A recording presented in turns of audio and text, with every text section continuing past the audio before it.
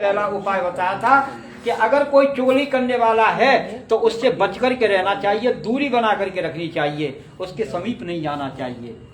दूसरा बताया था देखने से भी बड़ा दोष लगता है, चाहे कितना भी बड़ा भजन करने वाला हो, अगर गलत चीज पर दृष्टि चली गई तो वही उसके अंदर प्रचार होने लग जाएगा, कभी भगवान का नाम उसके अंदर नहीं आएगा। और संत लोग तो हमारे सत्संग में इतना बताते हैं, अगर पशु पक्षियों को भी हम गलत करता देख लें तो तुरंत उधर से मुंह फेर करके भगवान का स्मरण करना चाहिए, इसलिए उस दोष का वहीं पर निवारण हो जाए।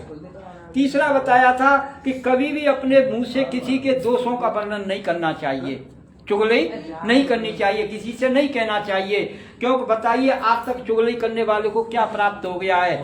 हाँ, एक चीज तो जरूर तुमको मिल जाती है, क्या कि दूसरे की जो चुगली करते हो उसके पाप आकर के तुम्हारे सर पे अवश्य बैठ जाते हैं पहाड़ के समान, और वो तुमको भी भोगने पड़ेंगे। और बाकी का आज तक किसी को फायदा हुआ हो तो मुझे बता दीजिए कि भाई दूसरे की चुगली करने से तुम्हें ये लाभ मिल गया है। तो इसलिए इन 3 चीजों से बचना चाहिए, क्योंकि 3 चीजों से बचेंगे तो हमारा हृदय जो है बिल्कुल शुद्ध रहेगा। तो आप भगवान की पूजा करते हो तो आपको भगवान की पूजा प्राप्त होगी, और भगवान के नाम से आपको जरूर सत्संग प्राप्त होगा, जरूर आपका उद्धार होगा। क्योंकि कलयुग में केवल नाम आधारा और सुमिर सुमिर तो नरय पारा। तो यानी कलयुग केवल नाम है, आप जितना नाम कीर्तन करेंगे भगवान का उतना ही शुद्ध हो जाएंगे। बाथरूम के लिए जाते हो, बाथरूम करके तुरंत अपने हाथ धोने चाहिए, कुल्ला करने चाहिए, पैरों पे छींट पड़ जाती है, पैरों को जल डालना चाहिए। अब बाथरूम करके तुम पूरे घर में आ गए तो बताओ पशुओं में तुम में अंतर क्या रह गया।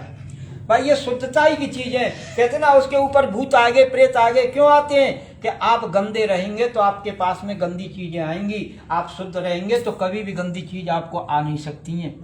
हमेशा मृत्यु भी आपको जो पूछ करके आएगी कि भाई मैं तुम्हारे पास आ जाऊं, तब आएगी वो, अब मृत्यु भी नहीं आपके पास आ सकती है। लेकिन शुद्ध होकर के भगवान का नाम जाप करना चाहिए, इससे आपका उद्धार हो सके। आपने देखा होगा राक्षस लोग वेदों में सुना हो तो बड़ी बड़ी तपस्या करते थे, ऊपर को हाथ खड़े करके, और उनके सामने भगवान प्रकट होते थे तो वो भी शुद्ध होते थे। कम से कम 6 महीने पहले मांस खाना, प्याज खाना, लहसुन खाना, यानी जितनी दोष की वस्तुएं होती थी उनको 6 महीने पहले